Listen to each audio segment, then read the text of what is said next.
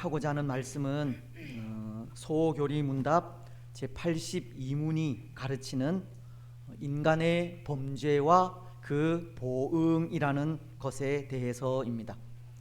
사람의 범죄와 그 보응, 혹 이 제목을 통해 오늘 우리가 생각하고자 하는 이 말씀의 내용을 짐작할 수 있겠습니까?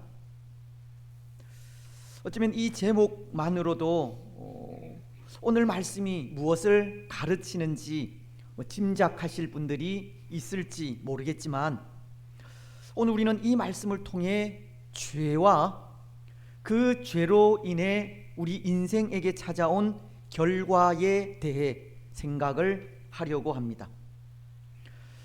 여러분, 사실 이 땅 위에는 의인이 한 사람도 없지 않습니까? 굳이 로마서가 3장 10절을 통해 의인은 없나니 하나도 없으며 라고 가르쳐주지 않더라도, 우리는 우리 자신과 우리 주위를 바라볼 때 그 누구도 이 죄에서 완전한 자가 없음을 발견할 수 있기 때문입니다.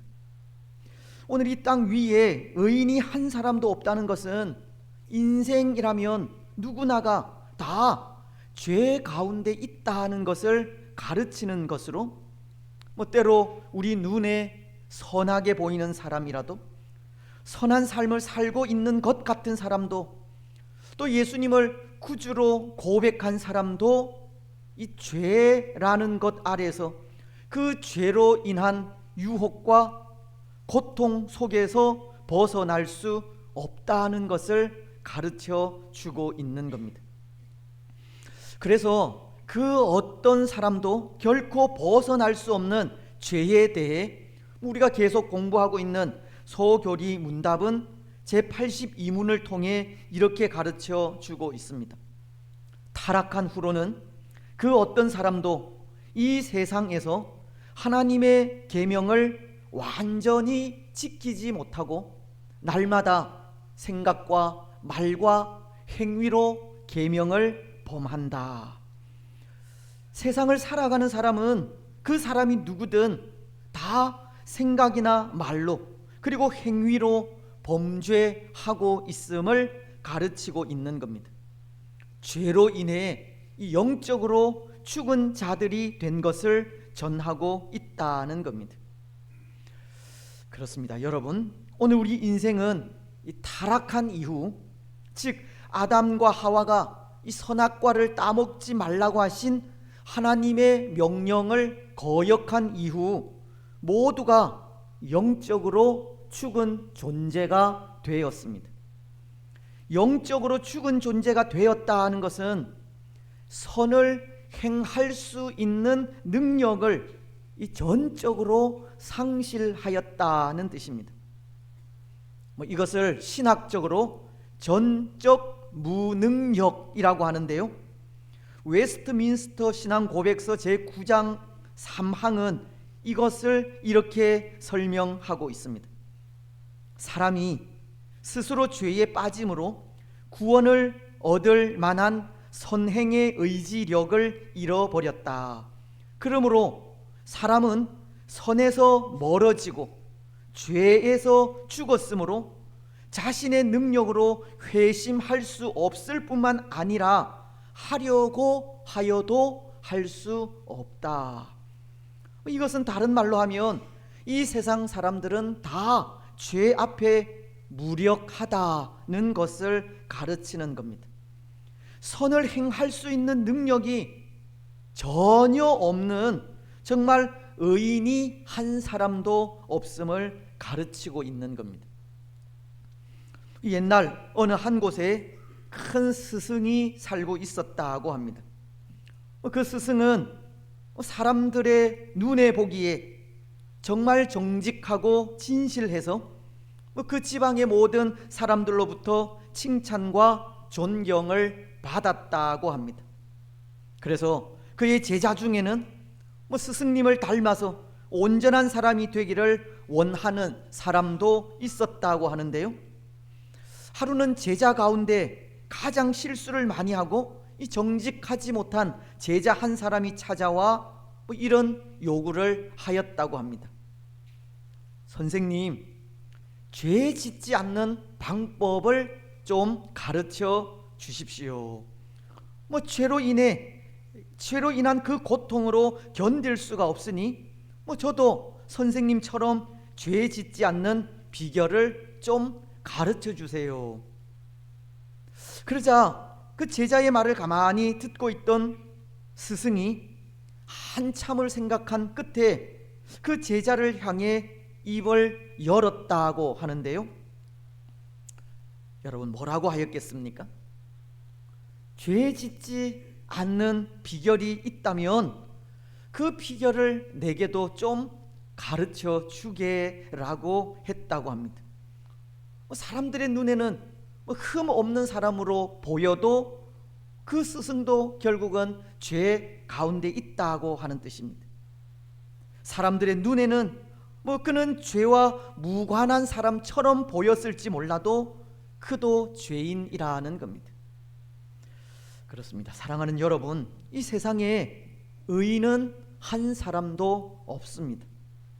비록 밖으로 드러나 보이는 행동으로의 죄는 없을지는 몰라도 사람들은 다 마음으로 또 생각으로 말로 죄를 범하고 있는 겁니다. 그래서 창세기서 8장 21절은 사람이 생각으로 짓는 죄에 대해 이렇게 말씀하고 있습니다. 여호와께서 그 향기를 받으시고 그 중심에 이르시되 내가 다시는 사람으로 말미암아 땅을 저주하지 아니하리니 이는 사람의 마음이 계획하는 바가 어려서부터 악함이라. 내가 전에 행한 것 같이 모든 생물을 다시 멸하지 아니하리니.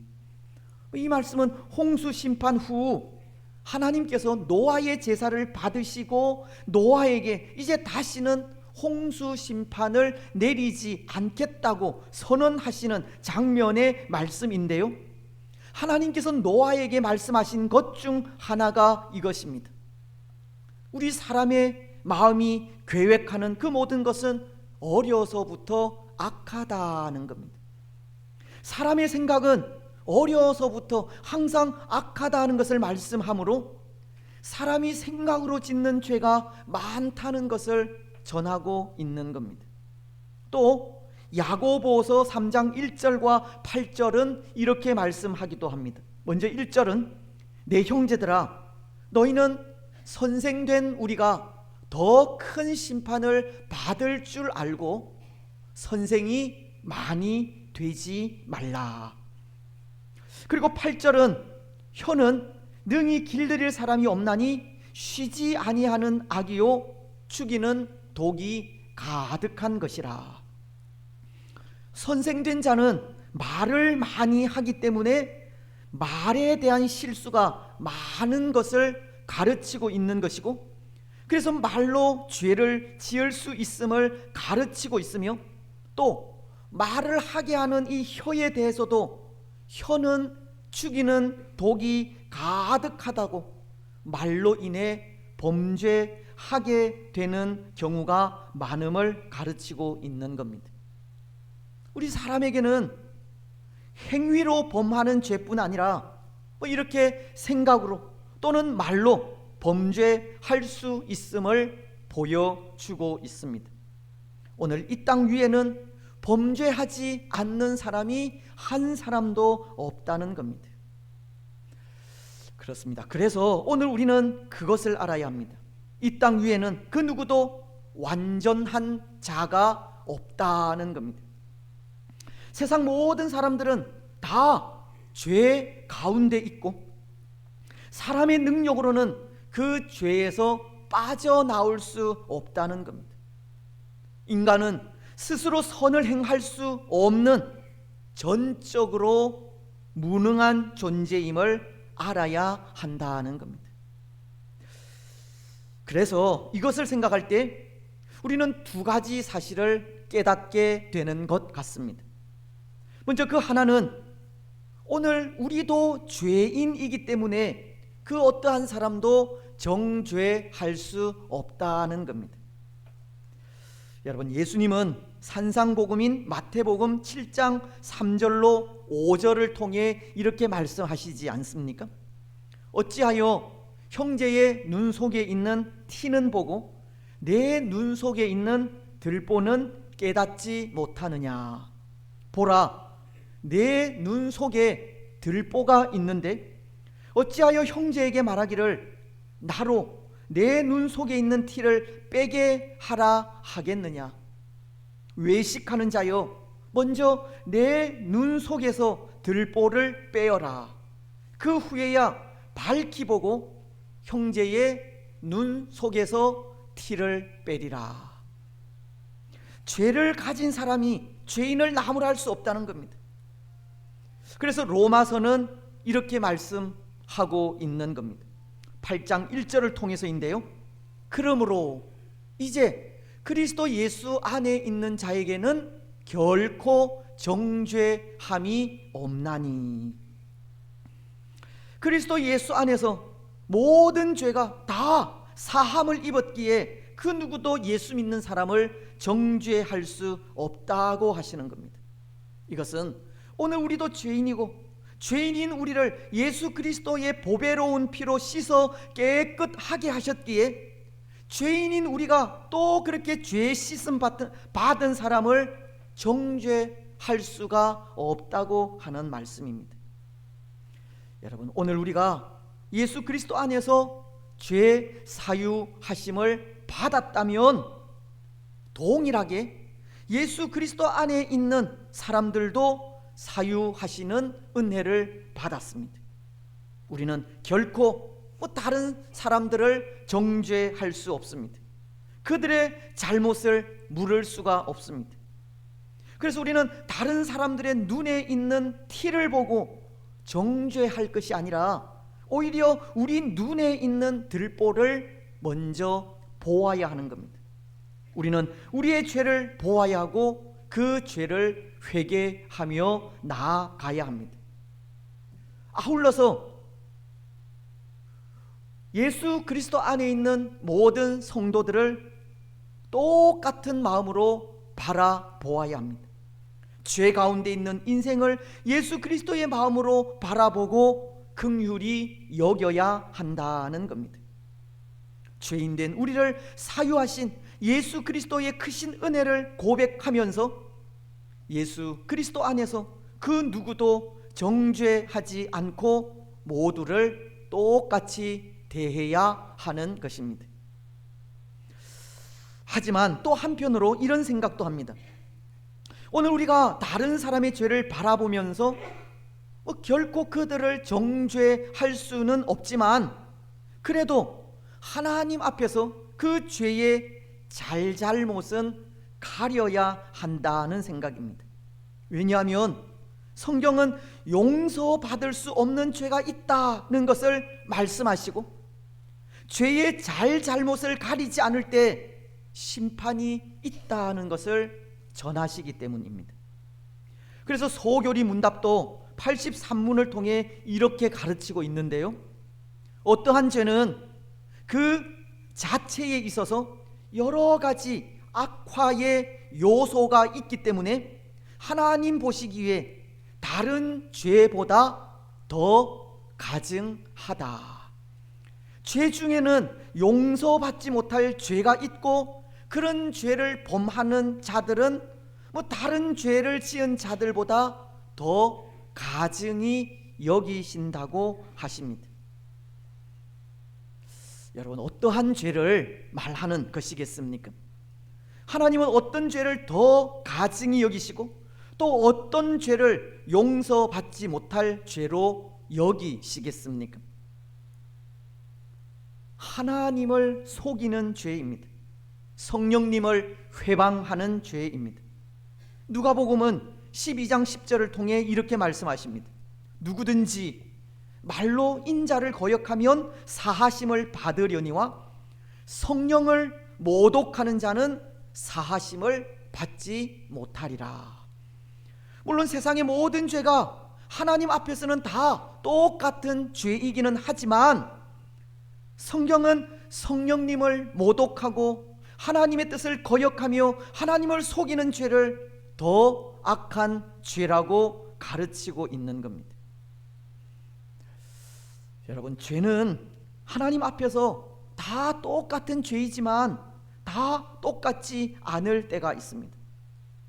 죄는 그 어떠한 것이라도 멀리해야 하지만 특히 성령님을 모독하고 속이는 죄는 더욱 조심해야 합니다.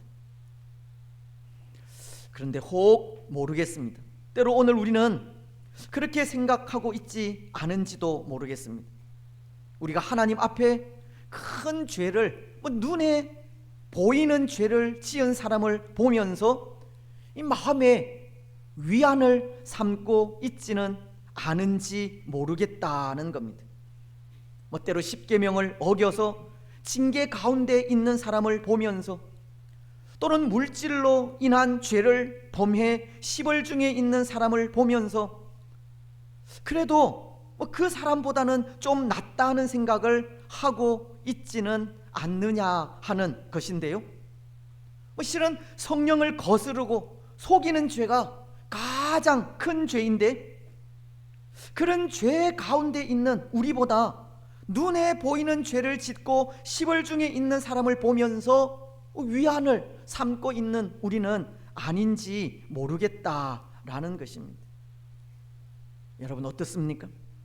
혹 오늘 우리는 하나님 앞에 눈에 드러나게 죄를 지은 사람보다 드러나지 않는 죄, 성령을 거스리는 죄를 행하고도 그것을 죄로 여기지 않고 있지는 않습니까?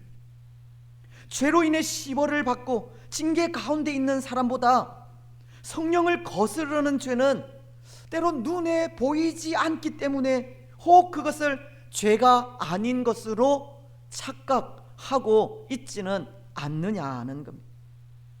그러나 분명한 것은 성령을 회방하는 죄, 성령을 속이는 죄, 성령님의 말씀에 거역하는 죄, 그것이 가장 큰 죄입니다.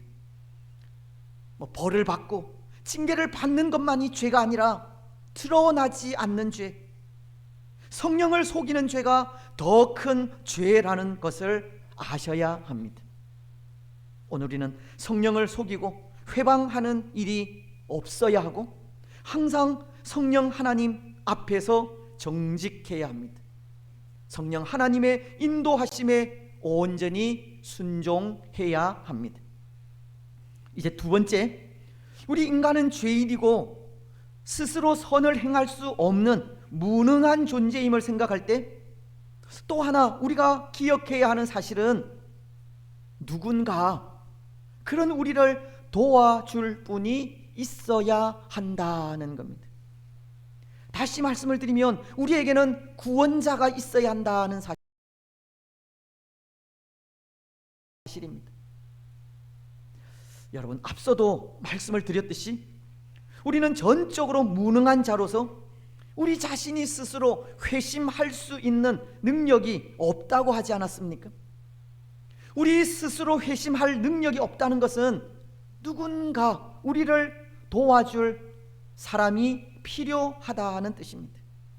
누군가가 우리의 도움이 되어서 우리가 해결할 수 없는 죄의 문제를 해결해야 한다는 뜻입니다. 때로 이 죄에 대해서 아무런 생각을 가지지 않는 사람들은 그런 생각을 할 수도 있습니다.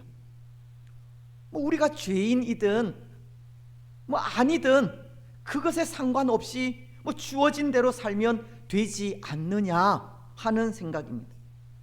죄인이면 어떻고 아니면 어떻느냐는 생각을 할 수 있다는 겁니다. 그래서 죄를 대수롭지 않게 생각하여 죄를 위해 아무것도 하지 않을 수 있는 겁니다. 죄를 해결하기 위해 그 누구의 도움도 구하지 않고 무엇을 어떻게 해야 하는지 알려고 하지 않을 수도 있는 겁니다. 하지만 반대로 죄에 대해서 조금이라도 생각을 가진 사람은 그렇게 할 것입니다. 그 죄에서 벗어나기 위한 노력을 할 것입니다. 그렇지 않겠습니까? 그래서 어떤 사람들은 공덕을 쌓아서라도 죄로부터 벗어나려는 사람이 있을 수 있고, 또 어떤 사람은 자신이 가진 물질을 들여서라도 죄에서 해방되려고 하는 사람도 있을 수 있을 것입니다.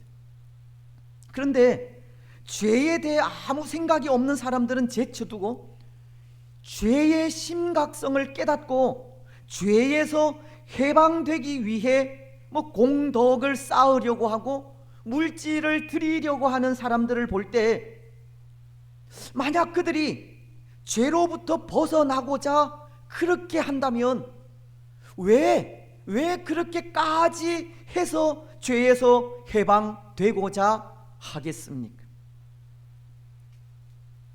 저는 생각에 죄로 인해 당하는 징계가 두려워서가 아닌가 합니다.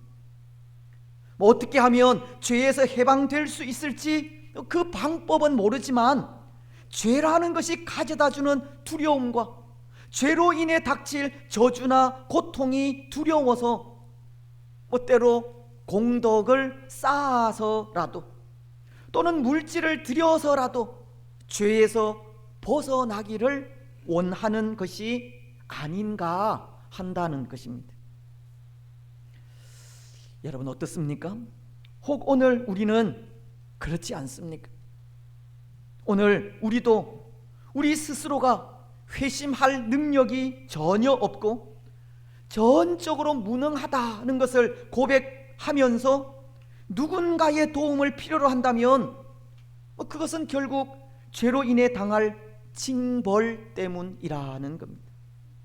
죄로 인해 천국에 들어갈 수 없고 죄로 인해 당할 진노와 저주를 알기 때문입니다.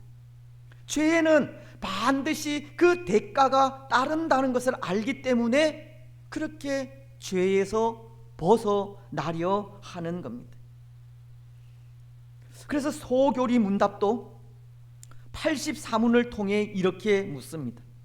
죄마다 받을 보응이 무엇입니까?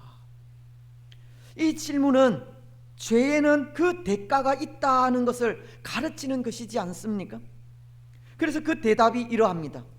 죄마다 받을 보응은 이생과 내생에서 받는 하나님의 진노와 저주이다.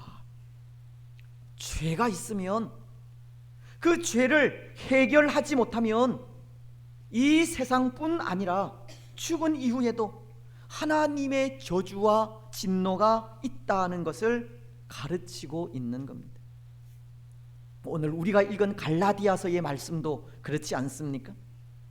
무릇 율법 행위에 속한 자들은 저주 아래에 있나니 기록된 바 누구든지 율법책에 기록된 대로 모든 일을 항상 행하지 아니하는 자는 저주 아래에 있는 자라 하였음이라. 하나님의 계명이 가르치는 뜻대로 지키지 않으면 하나님의 진노와 저주 아래에 있게 된다는 것을 가르치고 있는 겁니다. 그리고 그 죄로 인해 받을 심판은 땅 위에서는 하나님의 진노요, 죽음 이후에는 하나님의 저주, 곧 지옥의 형벌임을 가르치는 겁니다. 죄로 인해 세상에서는 고난과 고통을 당하게 되고 죽은 이후에는 영원한 지옥의 형벌이 하나님의 진노와 저주라는 것입니다. 그래서 사람들은 이렇게 죄로 인해 당하는 진노와 저주로 인해 때로 공덕을 쌓아서라도 물질을 들여서라도 그리고 누군가의 도움을 받고서라도 그 죄에서 벗어나려고 하는 겁니다. 하지만 여러분, 그러한 공덕이, 물질이, 사람의 도움이 죄로 인해 받는 저주와 진노에서 벗어나게 할 수 있겠습니까? 결코 할 수 없습니다. 사람들이 쌓는 공덕이나 드리는 물질 또는 사람의 도움으로서는 결코 죄를 없이 하지 못하는 겁니다. 오직 하나의 길 외에는 죄에서 벗어나게 하는 길은 없습니다. 그 길이 어떠한 길입니까? 예수 그리스도를 믿는 길입니다. 요한복음 14장 6절을 통해 이렇게 말씀하십니다. 예수께서 이르시되 내가 곧 길이요 진리요 생명이니 나로 말미암지 않고는 아버지께로 올 자가 없느니라. 사도행전도 16장 31절을 통해 이렇게 말씀하십니다. 이르되 주 예수를 믿으라. 그리하면 너와 내 집이 구원을 받으리라 하고.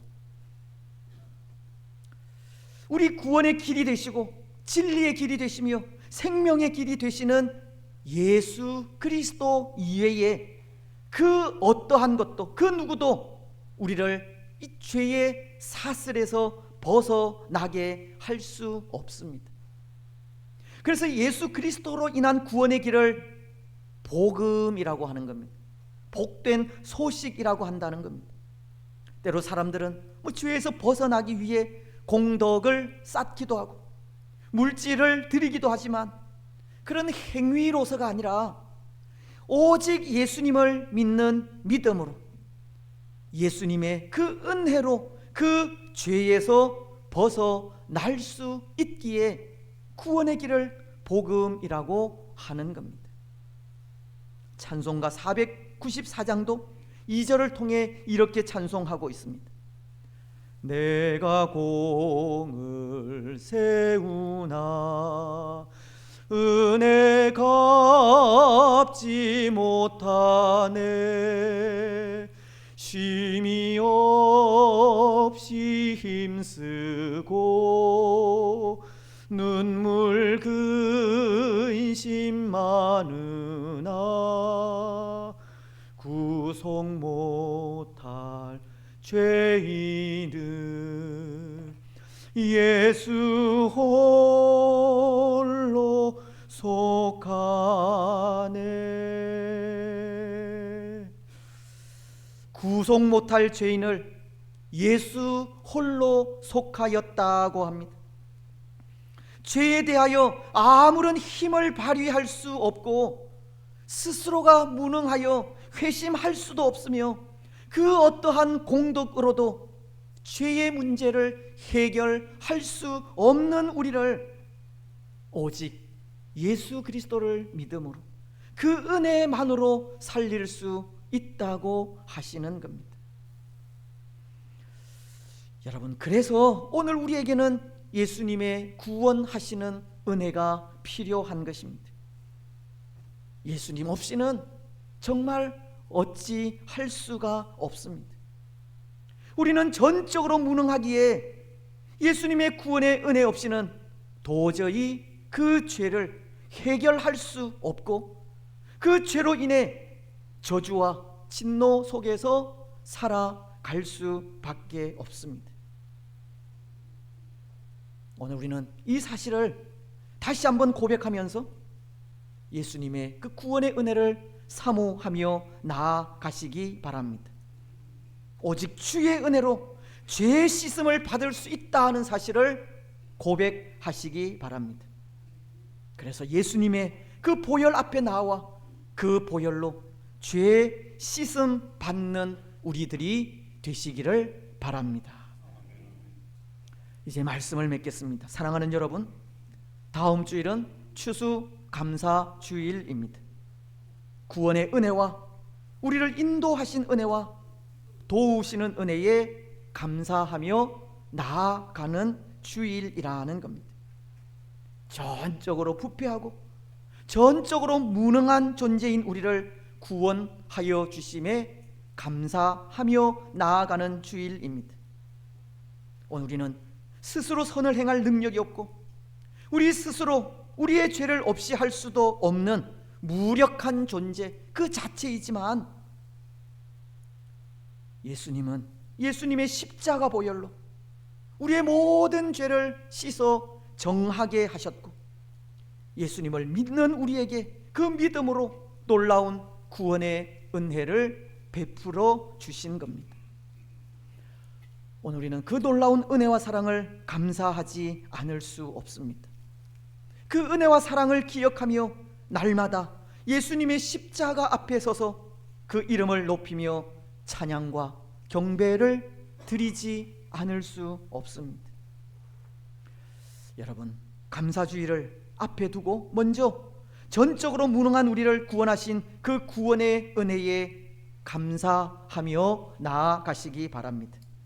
또 우리가 살아가는 그 삶의 순간이 힘들고 어려웠지만 그 삶의 순간들마다 십자가 사랑으로 인도하신 예수님을 기억하며 그 앞에 찬양과 경배를 드리며 나아가시기 바랍니다. 그래서 그 삶을 통해 하나님 앞에 참된 성도로서 늘 참된 감사와 참된 경배로 나아가는 복된 성도들이 되시기를 주님의 이름으로